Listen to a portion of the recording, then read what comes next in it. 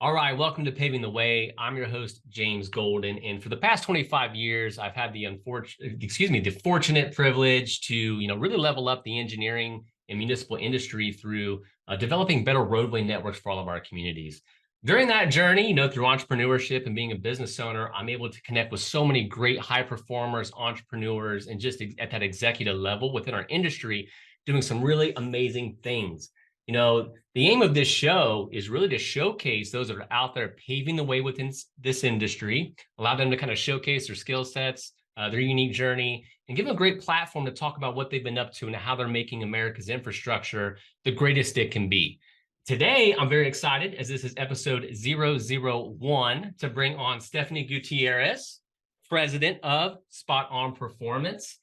Stephanie's always been within that entrepreneurship mindset, if you will, always had a knack for business development, started her career in the accounting world, right? Out there in the accounting world. And, we'll talk about it here in a little bit, how we connected, but found out that she was able to not only just start her own company, but her own accounting executive firm, if you will, helping business owners throughout the United States, and actually exited and sold that company, which gives me the goosebumps. So congratulations, a little clap out to you. Now she's found herself here in the horizontal construction industry, a little bit of a different vertical, out there pushing a narrative for efficiency, optimization, culturalization at Spot On Performance. Stephanie, welcome to the show. Thank you, James, so much for having me. I'm so excited to be here and to support you and your missions and your endeavors. So proud of anybody that goes after their dream, whatever it is. Thank you so much. And folks, you're going to see that resonate through Stephanie's narrative. I guarantee it. She's a true champion for, going after what you want. What I thought would be fun to kind of warm up these shows is do some rapid fire stuff. It allows all of us to get to know each other as well as the audience to know a little bit about you as well. So let's just start it off with food. So what's your favorite food out there, Steph? Like, health food, junk food, it doesn't matter. No one's judging. So one of my favorite goes to, I know this is weird, and no, I'm not 10 years old or 5 years old, but one of my favorites is apple and peanut butter, but not regular peanut butter, not that fake Jif crap, like real 100% either like a peanut butter or a nut butter. It is my go-to. I will always have a little peanut butter pack that like you can just squeeze, it's natural, and probably an apple in my purse at all times. I know it's wild, but it's literally one of my faves. And if we're gonna deter, I guess that's not healthy, it's just real food. Probably Mexican food. Like, oh my gosh, I love Mexican food, but that's probably in my blood too. So Hit me in the heart. Not gonna lie, I gotta add a margarita with it, right? Just to really class it up. a good tequila or a mezcal, sign me up. I'm Sign me there. up. Sign us up, right? Hmm. That's outstanding. I resonate with all of those things. How about let's talk about maybe like the entertainment space, songs. If I were to hit your, say, Spotify or Apple playlist right now, what's something's been on repeat for you? What's that genre for you right Ooh. now? Right now is like I'm really big into Zach Bryan. So Man, my you and like everybody else, right? listen, if somebody has tickets somewhere, I will be a third, a fifth, a seventh, a 10th wheel. Let me know. I'm dying to get into a show or a concert. You all Call me heard a that. groupie, I'm there. You all heard that. So if you're, this show will probably air within the next week or so at the time of recording, which is what, June 26th. So if anybody's got tickets for Stephanie, man, hit us up, hit her up. She needs them. I will say, not to make you jealous, my daughter's singing twice this year already. She's Oh 18. my Crazy. god. Yep. She And travels. it's probably amazing, right? That's She why she's loved gone it. twice. She loved it. Her next one Mhm. up right now is Taylor Swift coming up, and she's just can't. She's over the moon for it. So, Yeah. I mean, that's cool, but no, I'm like, "Ugh, give me some Zach Zach Bryan, Bryan. something. Give me some country. Yeah. Absolutely. Country, very cool. So let's go into the movie space, or TV shows or anything like that. You're a high performer, you're on the go, you're busy, you got a family, but you find yourself on the couch on a Sunday at 3 o'clock and you finally can kind of unwind and you see something on the TV. What is that show that makes you stop what you're doing? You say, okay, I gotta watch it. Oh, okay. So for a movie, since I was little, I loved Remember the Titans. I know, kind of weird, right? But Good I grew up with one. a Good brother, one. but I love sports. I'm a sports junkie. So another plug, if you need somebody to cheer on your team with you, I am there. I don't care the sport. I don't care if it's horse. Whatever the event is, I'm all for it. And I just love the little girl in there that was like, go get them, kick their butt. I don't know. But then I also thought it had such a great story of unity and bringing, two cultural divides together, and then add in football and tough and rough and make it happen. Or the other one, like if it's a TV show, man, I love, love, love Suits. I don't know, is and Ooh, and it was good before one. Meghan Markle married and became some princess or whatever she Yeah. is, because Yes. their negotiation, their wit, they were always sharp. They always like everybody on that show walked into the room with confidence. And I was like, this is just everything. I'm sure you're So all, you listen to Stephanie on just what she just dropped on you. And now you're going to see where that entrepreneurship and that hustle mindset and spirit really comes from. Two great, well done. I remember that was the assistant coach's daughter. She was always the cheerleader. She was breaking down plays. That was so cool, wasn't it? yeah, yeah, she was All in it right. and I loved it. Well, that's a great like transition to the next one, which is say who's your maybe your all-time favorite hero, maybe a family member, it could be it doesn't matter, who's that somebody in your life or that you looked up to maybe growing up that kind of helped set the stage for, your career journey, your success journey. Yeah, so to not do family, and then I'll touch on family. Honestly, I loved Oprah because I loved that she was always looking for these amazing stories, and I loved her story. And then she brought to life so many people's stories. So I thought that was really incredible. And you'll probably dive in, you'll be like, okay, now I know why she loves stories. And then I think as of late, like I'm a super rooter for, I know this could be controversial, but I'm gonna say it anyways. Elon, man, like he just does not Yeah. care about what people are saying. He doesn't care what the mass is doing. He's going for what he feels deep down and conviction within his soul, and he's doing it. So kudos to that. And then probably somebody in my family, I would have to say both of my grandmothers. So I am half Latina and half not. So you get the mix of all of this.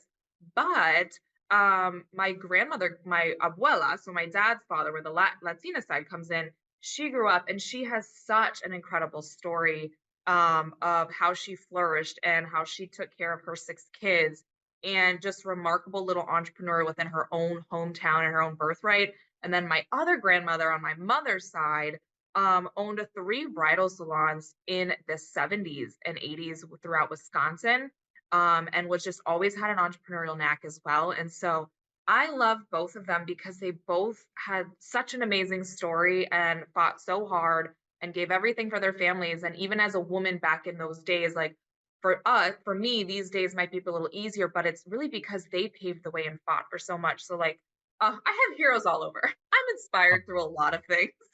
I love that. You know what? An inspiration like, should come from a wide variety of angles, people, influence. That's amazing. You've got that cultural background to match with that. And to be able to see, someone, within your own family, you just said it paved the way and you're spot on. In a lot of cases, we've all had people that paved the way for us. Yep, I love to acknowledge that and, recognize that as well. absolutely. Yeah. Finally, the rapid fire right here. What about a quote? Is there a saying or a word that really resonates with you and kind of helps you kind of, lead with purpose every day? Yeah, so this is such a loaded question. I know we're supposed to be fast, but if you look to my Okay. LinkedIn from last month, like there's so many. So I'm like, how do I choose one? But probably one as of late is, I don't want to die saying I shoulda, coulda, woulda. There are so many people. I just had this conversation earlier with somebody literally in my office. And I was like, you know what? Kudos to you, honest to God, whatever happens, because you don't have to worry about laying on your deathbed saying shoulda, coulda, woulda. I should have did this. I should have wrote that song. I could have started that business. Man, I would have went off and started this invention, whatever it is. I think like there's so much to that. And I think a lot of people miss out on that. And then I led it up to the question with that person of saying, "Do you know where the richest place in the world is?" And they're like, "No." And I said, "It's the graveyard." There's probably a cure for cancer that never came about. There's probably a number one time bestseller that never got written. There's probably a beautiful play that never made it to Broadway. There's a song that didn't get composed or a piece of art or whatever. And they looked at me and I'm like, "No, I'm so serious. Like, I don't wanna die." And so I think that's a huge motivation for me. And just knowing that man, I got life today. I literally had breath. God allowed me to wake up and my roof didn't cave in on me. And so I better go make something of it. So there's so many. We could be here all day. That was an amazing answer. I'm so glad you shared that with everybody. That's not something I've heard before. The position of the most richest places being found within the graveyards. So that can be its own probably podcast or show right there. I'm sure everybody, Steph and I will probably do more of these types of things anyway. Yeah. So we'll hang our hat on that one for now. Great answers. So we got to learn a little bit about you, some of the things that inspire you, your heroes, some things that you like. Great opportunity. Why don't you introduce yourself to the audience? Give us a little bit about your backstory. The floor is yours. Spend as much time as you want. You know what I mean? I know that might be a little question for you. I get it, but that's what we want. We want to hear who is Stefani? Tell us about a little about your family, your upbringing, and then kind of getting into your entrepreneurship journey and how you got to Spot On Performance and what you're currently doing at Spot On. Perfect. Okay, so I'll do a quick run. So I am one of two. I grew up with an older brother. As you heard prior, I grew up in a very lower middle class family. We didn't have a garage. We lived in a townhome most of our things, but we never really went without. Um, we had the minimals of everything. Our vacations were sometimes camping and making peanut butter and jelly, and I think that's amazing because there's nothing like humility.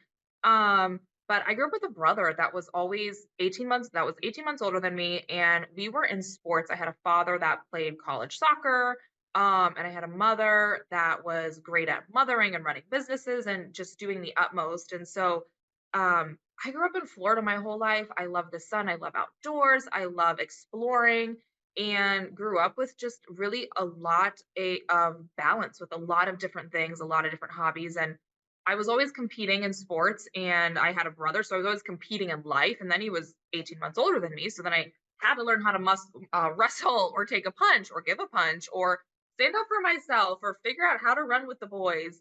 And then throughout all of that, I ended up having a son really early in life too. Love struck me early, apparently, but God knew I needed to be a mom early on at some point, I guess. And my parents ended up divorcing when I was about 18 years old. But I truly believe if I didn't have my son, my family probably would have been more severed than what it is because now everyone comes together for everything, regardless of split households. And so it all stayed together because of him. And I knew that I was probably the strongest one in my family to endure that. So it had to be me. So I've got a son that's 16 years old, and you could do the math on that. I had him at 16. So that puts me at 32, which that story is already out there. So if you want to hear about it, you could check the LinkedIn. I've posted about it. It's not anything to hide. And with having a son early, I knew that the ball was left in my court of what am I going to do with this child? And I was like, well, I decided to make this child essentially or help make it. And it was my job to take care of it. And at that point in time, I just knew I had to grow up really quickly, whether that be leaving behind scholarships for athletics or whatever it was. I just knew I had a mouth to feed and I had to make something of myself. And luckily, I had a really supportive family, but it did require me to step up and do what I needed to do. And so within that, I dropped out of school, got my GED. I don't think a lot of people know that, but I went straight to, I wrote my GED and then I started college right away at 16 years old. College probably took me longer than most, which is totally okay. And the goal was I've got to have a career of something to support my son. And I knew I always wanted to be in business. I had a mother that started flipping real estate really early in life to where we would go up into the hoods in Fort Lauderdale and she'd buy these horrible properties and we would go up on the weekends. And I would be 9, 10, 11 years old. So if we weren't playing sports, we were there at the house and she was like, we will pay you to do stuff at the house. So I learned how to do peel and stick linoleum. I learned how to use a screwdriver and a drill and take windows off. And I knew I knew how to unplug appliances and plug them back in. And within growing up with that, I had a mother that just did so much. And I had such a supportive father that with both of them, I was just shown the world that you can literally do anything you put your mind to. And so with that entrepreneurial side, I knew at some point I wanted to be in business because I'd seen it. I'd just been around it. I just didn't know to what degree. And when I signed up for college right away, they're like, "Oh, you got to pick a degree." Well, I was only going to a community college, so I was like, "Well, I don't know." I was like, "I'll just do business." And then I ended up taking accounting 101 right away.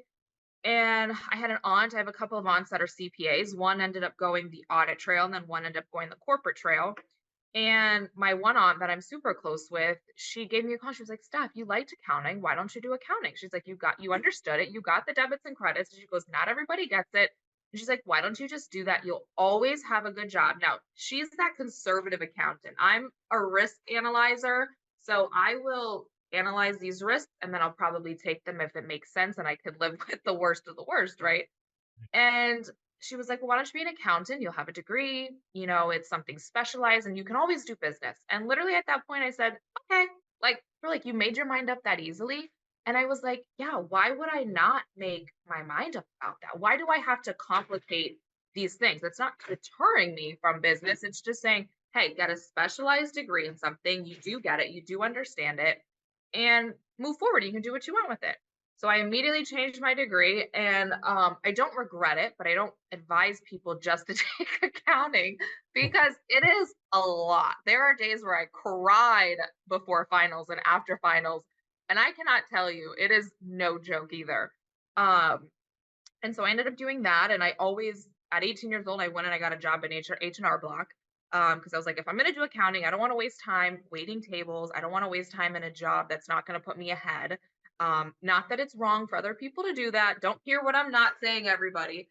I'm just saying for me, I had a son and I was like, if at some point I want to own a firm and I don't want to be 40 before I own a firm, I need to start getting um, skills now. I need to start building my resume today in that specific sector. So I did that for a year and I was like, man, I'm only getting paid $9 an hour to do a tax return that's costing somebody $350 to do. And I'm like, that took me less than an hour. And then I did the math in my head. I was like, 350. Yeah, I know there's overhead.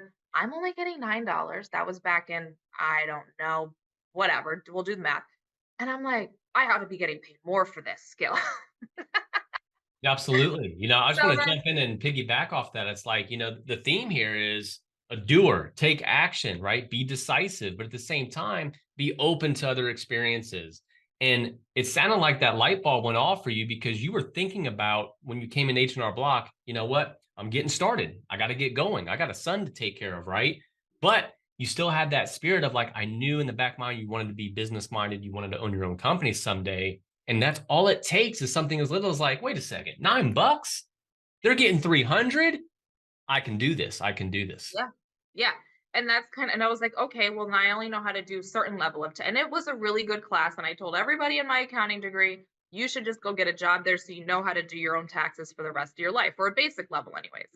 And then the next year I was like, all right, well, I'm done. That was a seasonal job. So then I went and got a job at another accounting firm. And then um the owner there was kind of out of their league for sure. She ended up telling me a year after, she was like, you know more than I do. And I was like, okay, this is the wrong place to be. So then I found another place to go work at. And then ended up doing a couple years there. And I had did a stint at a local college too. So I knew how to navigate the college higher education system.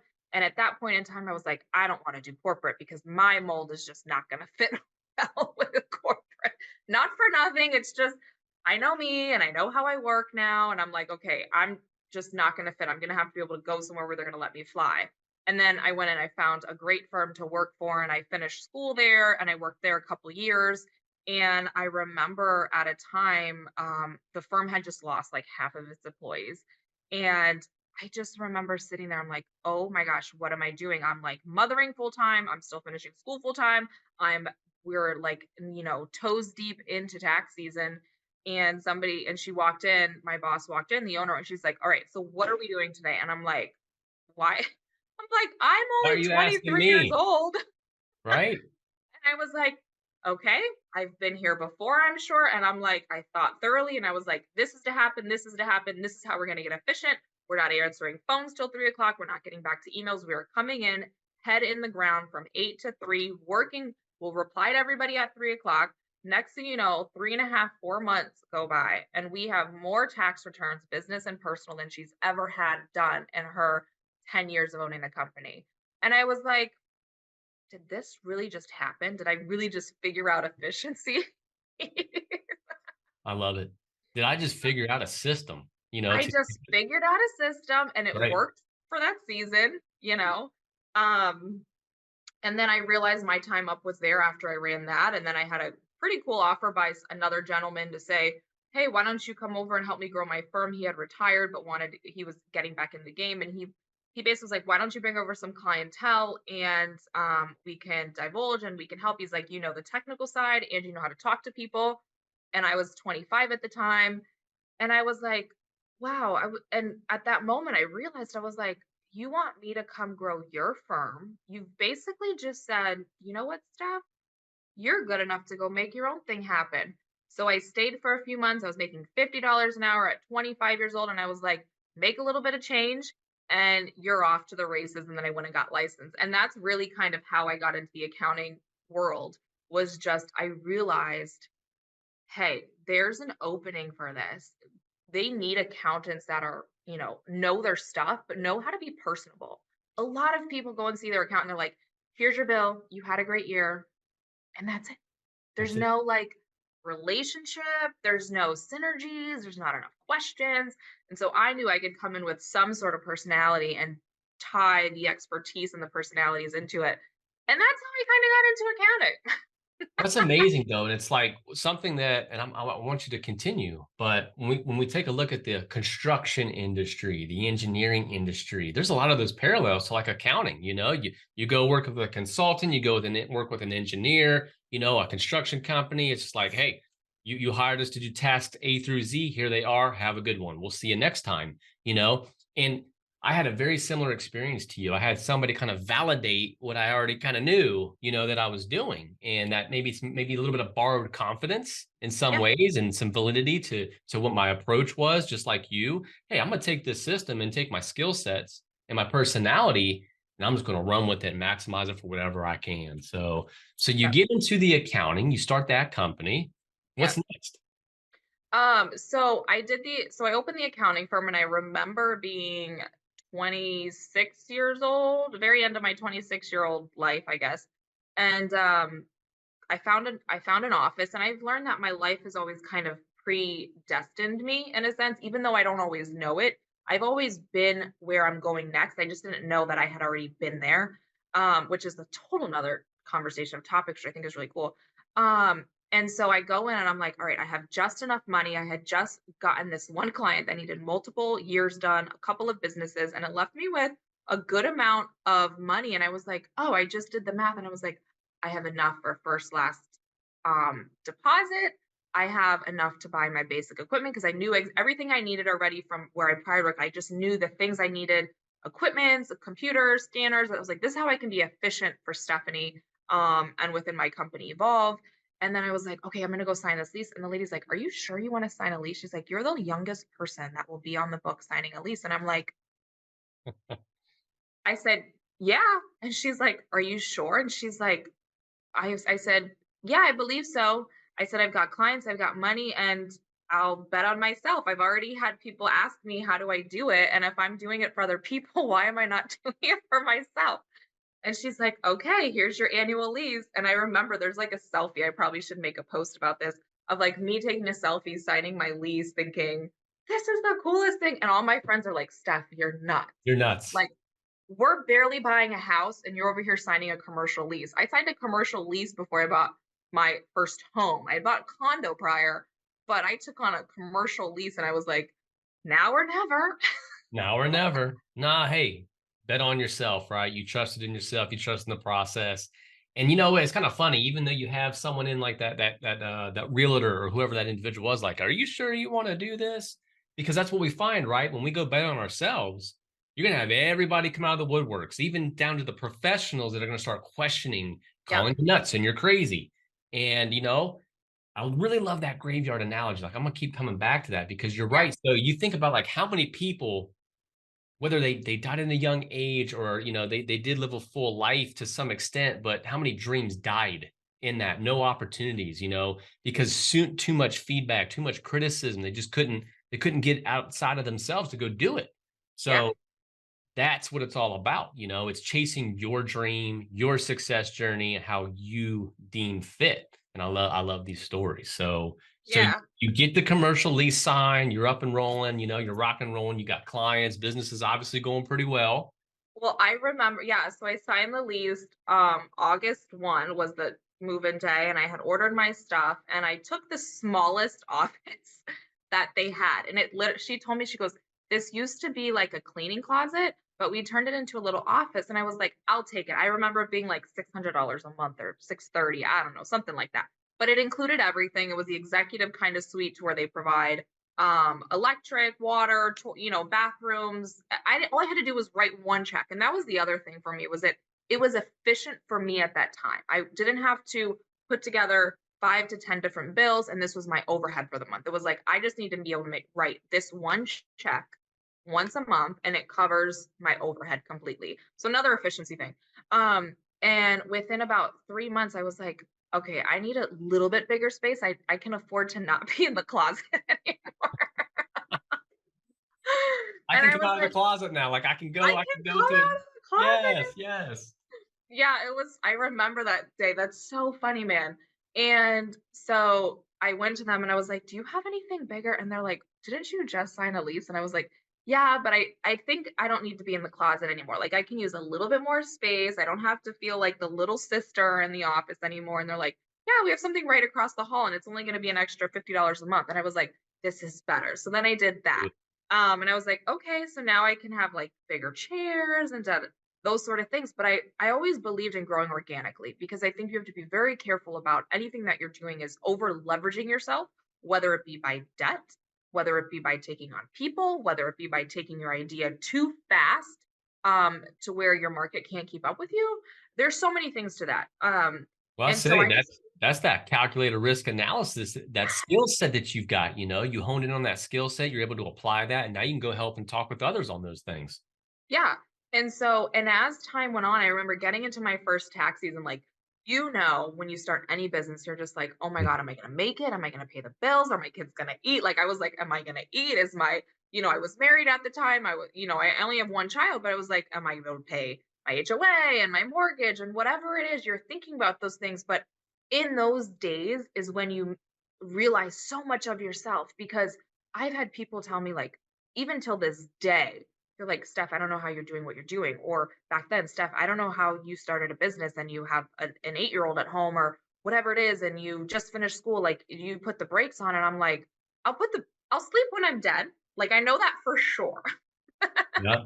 It's that all gas, no brakes, and that's one commonality between high performers. You know what I mean?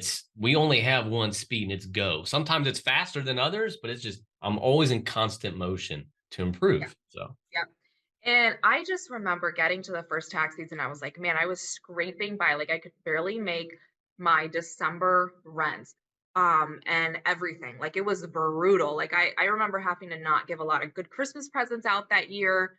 It just was what it was. But I knew what I was going after, and I knew my family understood too, because they were entrepreneurs. So they had always been there. They've kind of done their own, they know what it's like to be in the valley and in the grind of it, and what it's like. I call it, when you take that business entrepreneur, or you take that leap of faith, I call it jumping off the cliff.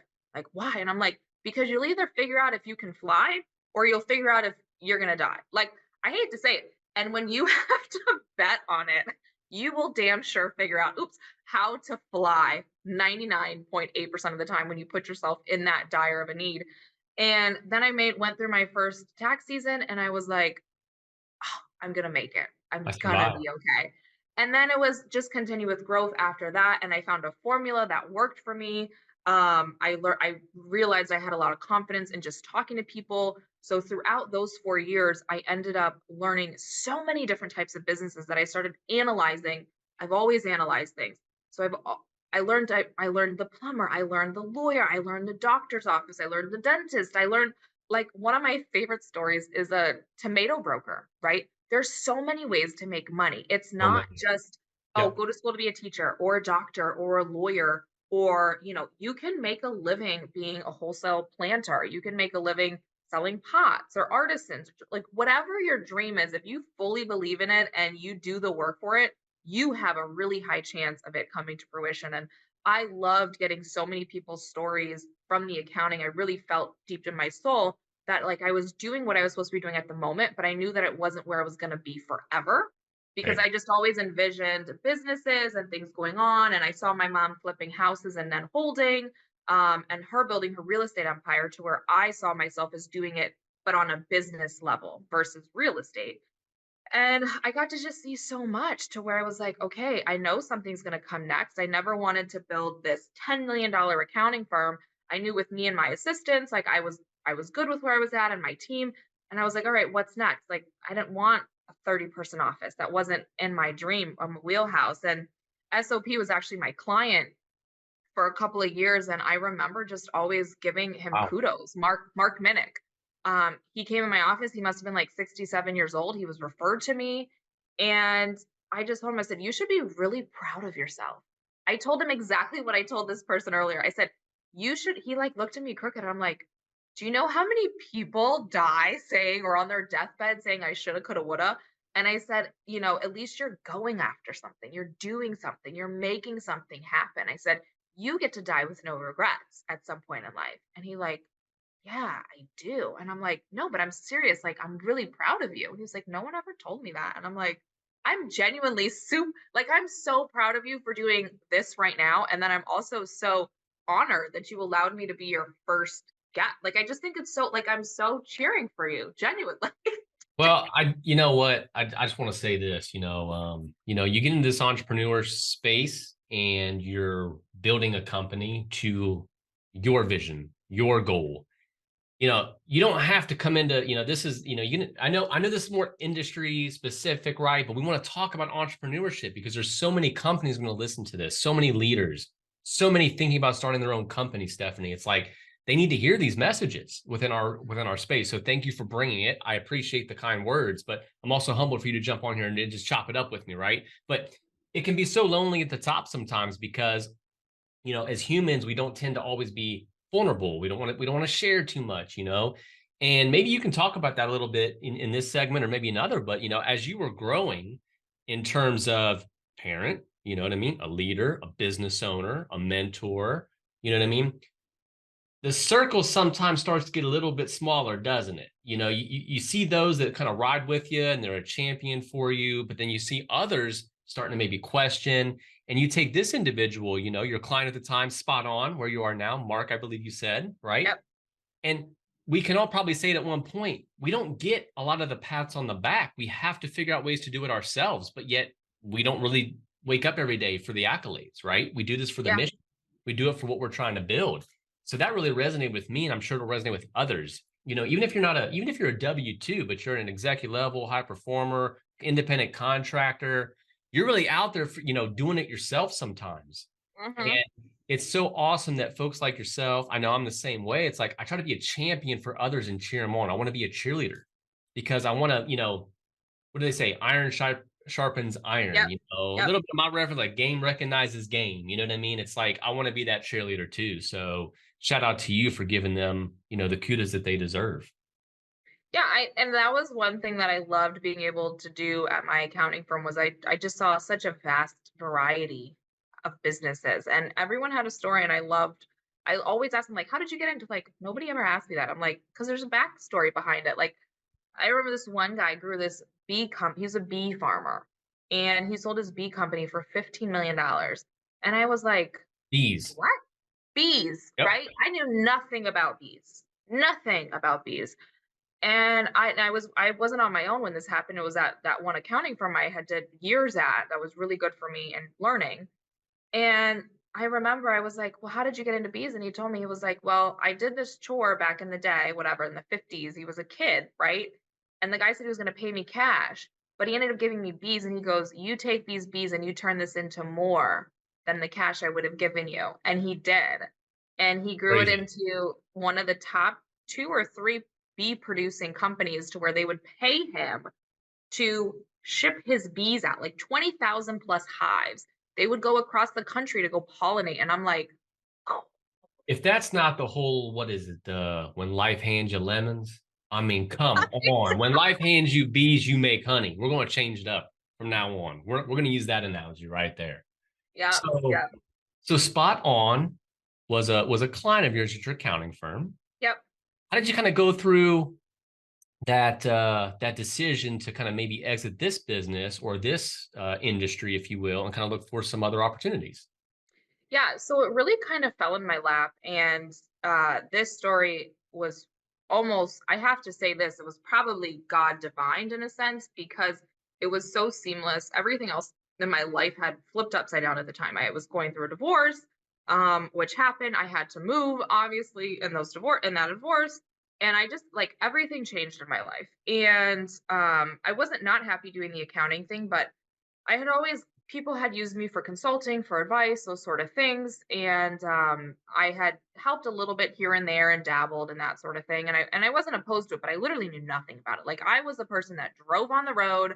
All I knew was that oh, got really new asphalt, so I can rollerblade. Like that's as far. I'm being honest, That's outstanding. I you hear that know. all the time.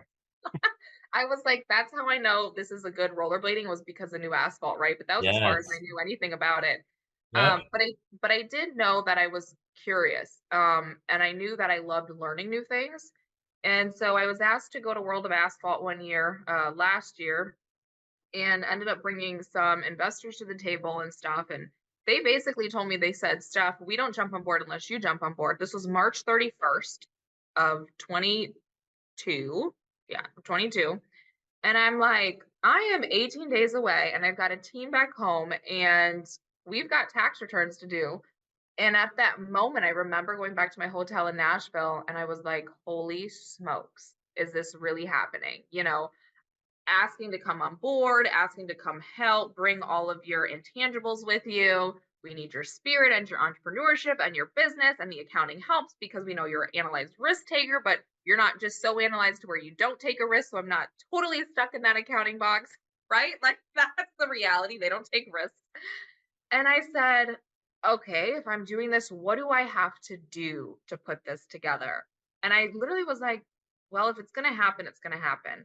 And I immediately called a couple of people that I knew in the accounting world, and I really didn't like much of the offers. And I just knew that I wanted to leave my clients with somebody that was similar to Stephanie because they fell in love with Stephanie and Evolve. They didn't fall in love with just Evolve and it being a tax firm or it just being accounting and bookkeeping or whatever it was to them. They liked Stephanie because of what Stephanie brought to the table. So I knew I needed a similar sauce. And I met with these other firms and I just was not excited. I had firms ask me in the past, "Hey, why don't you join forces with us? We can be really big." And I just was like, I don't I have a vision for my life and I don't want to be put under a thumb per se and be contained to this certain box that Stephanie didn't necessarily fit in. I was very self-aware since I was very young, so I kind of knew certain things. I don't know everything and I'll never know everything, but I'm always willing to learn. So then I had this idea. I had this one client, and there was another accountant that did it because it was this bigger company and they wanted segregation of duties, is what we called it. We don't like so Evolve Tax and Accounting wasn't going to service the auditing portion of this company. I can only do the bookkeeping and the taxes, and then they would outsource the audits. So you got to keep it separate. And there was a gentleman there that similar, young like me, loved his spirit, his energy. And it dawned on me after meeting with these other firms, and I'm like, this is just not a fit. And he came to my mind, and I was like, I need to go reach out to this kid, right? He's a little bit younger than me. And he just started his first business and he was still going to do accounting. And so I went over, I met him at his place of retail business. And I go, hey, I've got this idea. I know this is crazy, but I'm looking to sell Evolve.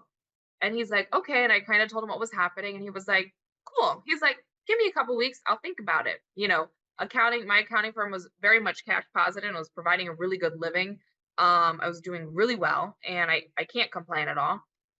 And he comes back within like a week or two and he was like, let's do it. And I go, mind you, this is 6 weeks from the day of March 31st of finding out, hey, here's an opportunity to, oh, like I had to move fast, like super fast.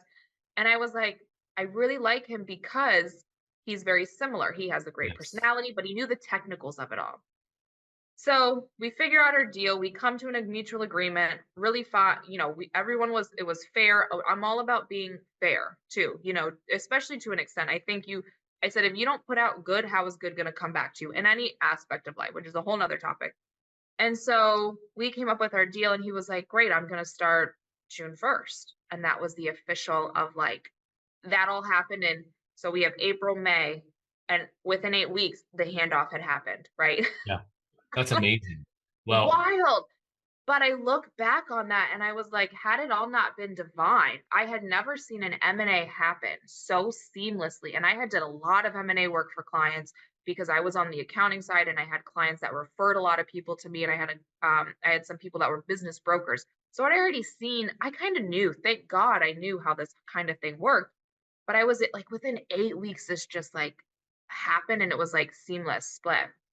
And a couple months down the road, we were still in touch because I had clients and it had to be we had to play things very even keel so that it wasn't rocky and the retainage was fine, which it's been great navigation since. But he looked back and he goes, Steph, he's like, I always thought about leaving where I was at. And I was like, I should have come and work for you. And I was like, you know what? I said, I always had the same thing as I always should have just asked you to come work with me because we would have been great. And I'm like, and look where we are. So to know that those you make decisions and sometimes you're wondering like, did I take the right leap of faith? Did I do the right thing? You have to find those confirmed nuggets or cookie crumbs within that whole thing to say, this is the right path. And I knew at that moment, I was like, well, it's the right path. Whatever happens after that, it doesn't matter because I made the right decisions going forward. So they'll just, as long as I have the right attitude and the right heart, I'll still figure everything else out. So that's really how I got into spot on performance. And then it was like all or nothing. I'm gonna figure yeah, go like horizontal construction roadway out. And man, I did. And it's been a wild ride and nothing but fun and literally a whole new world. Like no pun intended to Ariel. And I haven't seen the new movie. But it's very cool. I've met so many people and it's a great industry. amazing. Yeah, I mean, you all just heard that within this is barely what is it, 15 months in at this yeah, point in terms yeah, of like that initial world of asphalt conversation. yeah, And at the end of the day, it's because you were always thinking about your next move. You know what I mean? It's just you don't know exactly which vertical, which parallel. It doesn't really matter. It's just that you already knew that something was going to transpire, something was going to happen. Positive thinking. I believe in this stuff too. That's why I'm saying like visualization, speaking things into existence. Call me crazy. I'm fine. I'm that guy. I'm the bald guy. Driving down the road in my truck, talking to himself. You know what I mean? yeah. Speaking things into existence, if you will. But what an amazing story in just the last 15 months and how quickly things can come together when everything's in alignment.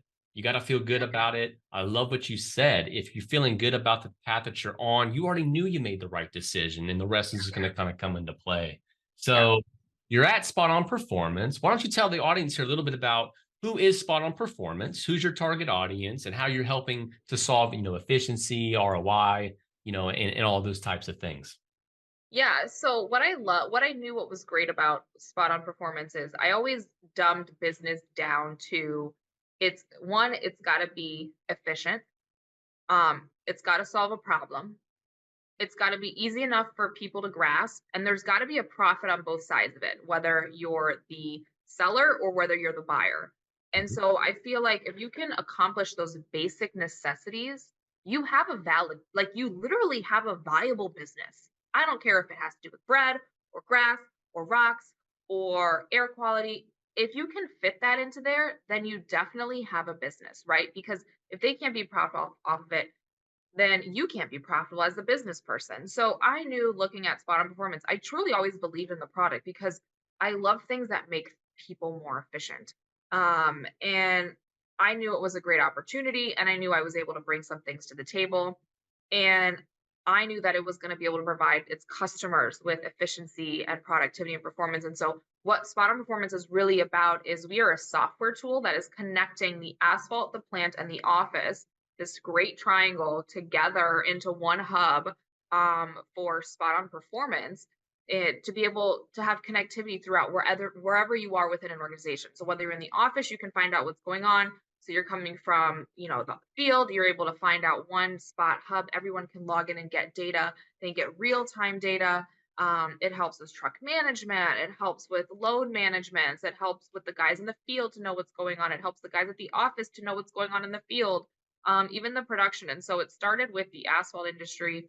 And then we've recently grown into the aggregate industry. And it's really come with a great approach because, in regards to people that might be in this space, is that it is simplified, and it was made from an I call him an asphalt guru, and I give Mark credit all the time. I said, "You have those 40 years in the industry that I probably will never have." I said, "Because if I did, that would put me at 72, and I don't care, I age myself here. And I'm Right. probably not, I'll be in the asphalt world, but I probably won't be with one company for 40 years. It's just not happening with Yep. me. Nothing wrong against it. I just was built Yep. differently, and that's fine." And so that's how I saw it, of bringing together an organization from all these different areas and tying it into one and really helping make their lives easier. And if we can't help make your life easier, then what are we doing? What are And I we truly doing? believe that, like, a building block of a business, right? Of really anything. And so we sell to material producers, to really give them tools to be more productive and efficient, which then equals to profitability, right? If we can help them shave off things, whether it's time, materials, labor, that sort of thing, we're able to help make them more profitable, which is what they want at the end of the day, because profit feeds back into their people. I love In the this business. I love the business model. I'm obviously in the industry, and from a data driven perspective, I love it. It's all about data, you know what I mean? And at the end of the day, you have to have a profit first business. You have to Yep. be efficient. And this industry, in terms of the aggregates, the materials, the asphalt from all different, you said the triangle, right? So that's a Yep. really great analogy. It's getting more and more competitive. We watched the cost of putting these products down in the US skyrocket since the pandemic. Now we're starting to level off a little bit, obviously, but we have to find our competitive, our differentiators. And it sounds like Spot On Performance is really doing that for their clients. So Yep. that's really great to hear. Yeah. Well, thanks for telling us about Spot On Performance, what you got on over there. We'll kind of wrap up with a few additional questions here, that I think that you can add value. Maybe we're gonna get into some of your tips, your hacks in a couple areas that I thought would be fun. Awesome.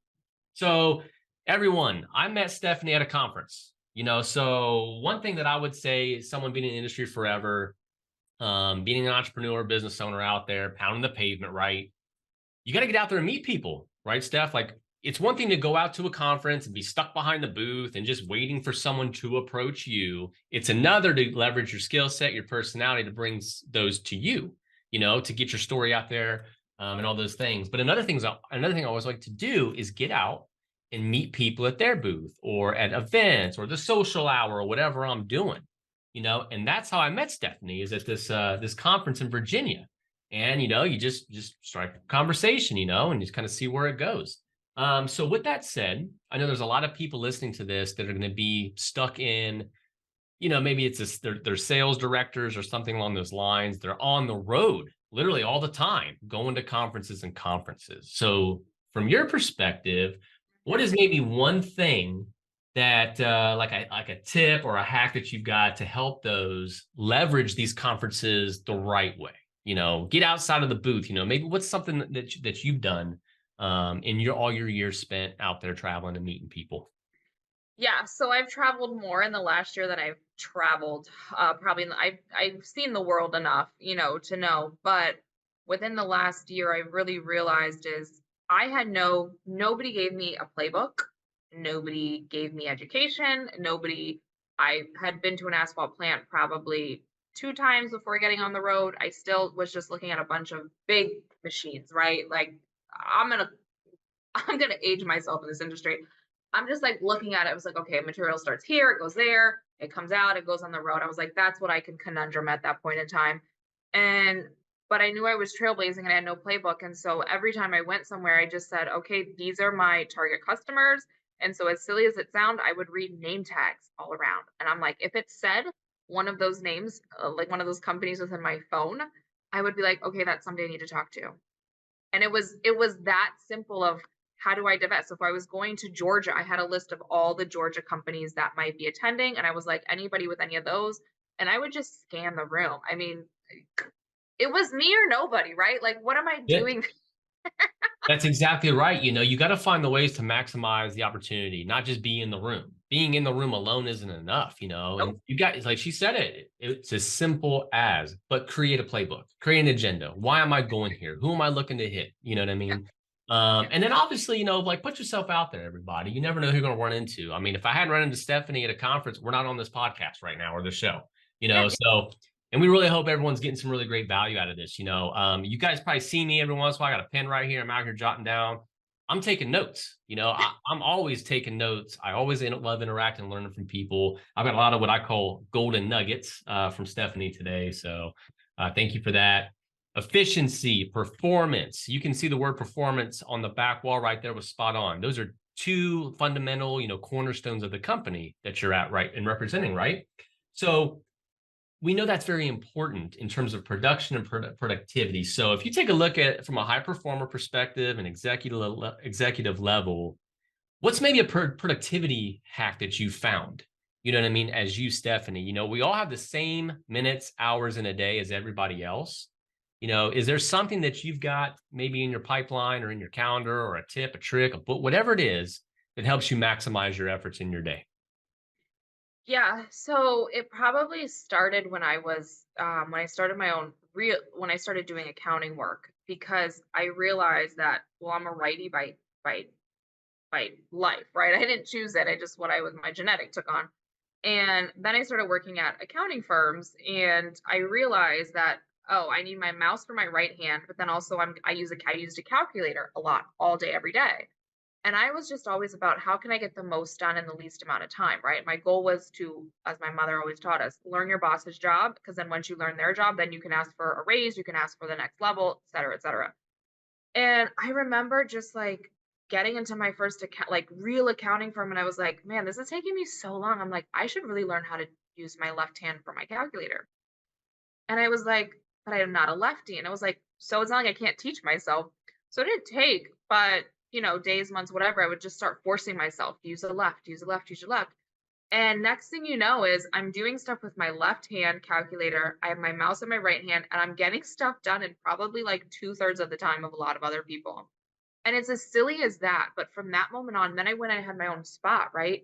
And it even became even more prevalent because I was like, I'm charging them a flat rate anyways.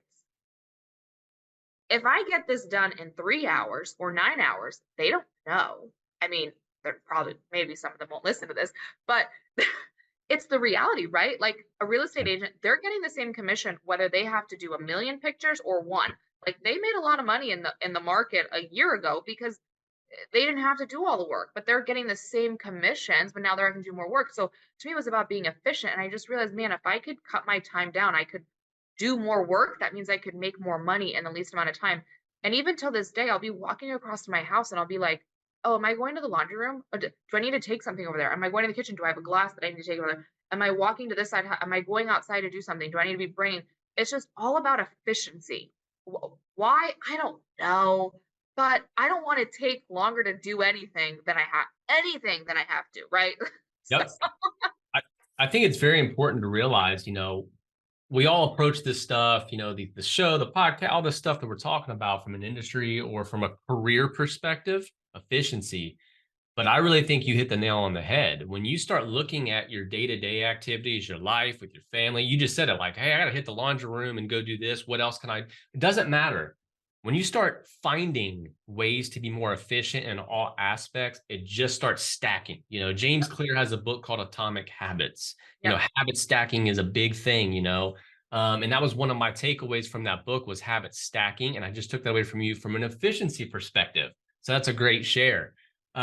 Speaking of, performance, habits, personal development, personal growth, let's talk about profits and ROI, right? Return on investment. You already gave some great insights to, hey, why profitability first is very important as a business owner and execution in a company.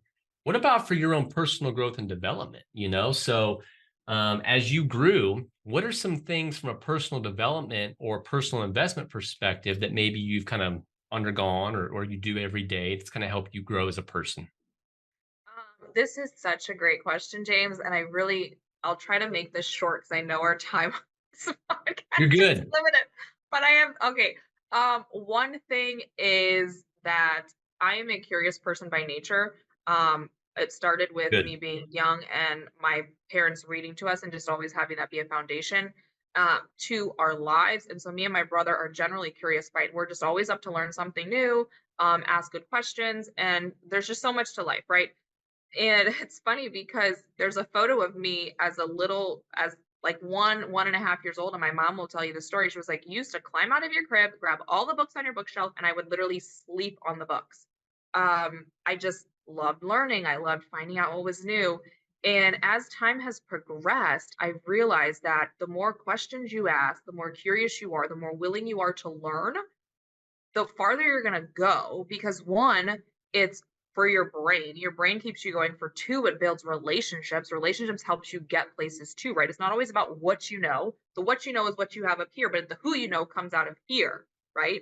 And so having those together really helps. But my recent revelation of this past, I don't know, couple months has really been with having a 16-year-old and getting him and encouraging him to go get a job and looking at colleges, and he starts full-time, dual enrollments coming August.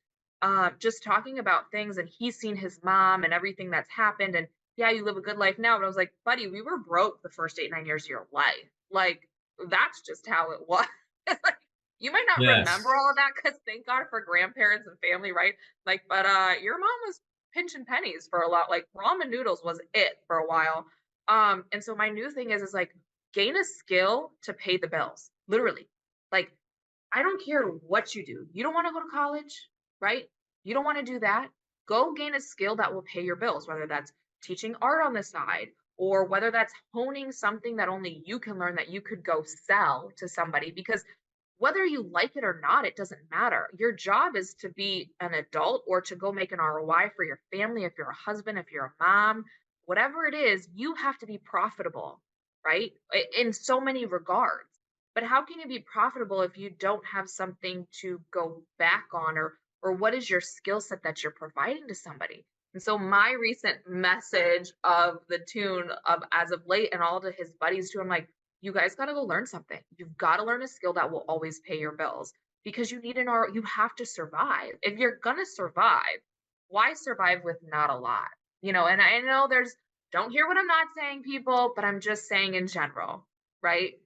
Make Absolutely. yourself that, and it's not about what you want to do. Like I was telling my mom the other day something, and she's like, "You're so consistent and you work out every day." And I was like, "Well, I'm not where I want to be." I said, "But it's taken time." And I said, "It's not about whether I like it or not. Why do I have to like something in order?" There's this big notion in this world that you have to like what you do, everything that you do. Why do you have to like everything that you do? Yeah, I'll piggyback off of that. You get into this business entrepreneurship world too. On top of that, it's like chase your passion, do something that you love. You'll never work a day in your life. And I kind of like what you say. Don't hear or don't listen to what I'm not saying. Cause yeah, Right. like all that makes sense. But at the end of the day, like, you know, you have to go out there and just keep moving forward. You don't have to love every single aspect of it. For the longest time in my company, it was like, I hate this. I don't enjoy it. But let me tell you something. I had a great person, mentor in my life, come in and say, you may not like these areas, but what do you like in some of the Right. things? Let's find those. Let's delegate the rest. And all of a sudden, I'm like, well, shit, I love my job. I'm really enjoying these aspects of, leadership and mentorship and helping others to realize get all these other things that we do with the company. You know what I mean? So I want to end on that, Stephanie. And this is it. Gain a skill to pay the bills. That is gold right there. That's amazing. I love that tagline right there. You should run with that as much as you can. That is like my new revelation of the moment. I'm Yes. probably going to name this episode that. Just, a little spoiler alert, that was outstanding. But Go hey, ahead. to all of you out there, like curiosity is a superpower. That's kind of something else I just heard from Stephanie. Hey, shame on me for being a young parent. We share that in common. Maybe I didn't encourage a lot of that. You know what I mean? So, hey, whether you're a parent, you're a leader, it's great to have those asking the questions. I was very curious early on in my career. I know it absolutely got me to where I'm at today, just like it got you to where you're at today. Yes. Thank you so much for your time. I really appreciate it. I'm humbled for you to be on here with the first episode. And, why don't you let the audience know the best way to connect with you? Yes. Thank you. First off, thank you so much for having me. Thank you to the people that will be listening here and to however many years this does or doesn't go. But I know James is up to something great. I'm so Do proud it. of him and happy for him. And I'm happy to be a support here for him whenever he needs it. Whenever you need a blabber, just give me a holler. You can find me on LinkedIn under Stefani Gutierrez. I do spell it a different, unorthodox way. My parents decided that nobody should be able to spell it the rest of their life. So it's spelled like Stefani, but it's Stephanie. And then my last name, Gutierrez. And you can find me on LinkedIn. You can also shoot me an email too, as well, to Stephanie@sopworks.com. And you'll probably find me on Facebook or Instagram too, as well. I'm not on Snapchat or TikTok. I'm probably a little too old for that, but you can find me out there. And I'm happy to connect. I'm happy to give you some encouragement or a kind word or whatever my little brain is coming up with at the moment. I love it. We'll make sure we put that in the show notes. I'm sure you can check it. I'll do the whole like you can find it here thing. Whatever. We'll let the producer Yeah. take care of that. But hey, make sure you reach out to Stephanie. Man, she's got a lot of value to add. As you can see, she wants to be a cheerleader for your efforts, what you got working on. And on top of that, if you're somebody in that asphalt space, a contractor, aggregates, everything along those lines, if you're really looking to maximize the performance of your company, profitability, increase ROI, Spot On Performance is your go-to. Stephanie is your go-to. I want to thank all of you for listening into this episode. Excited to keep doing this. Until the next one, pave the way, stay golden.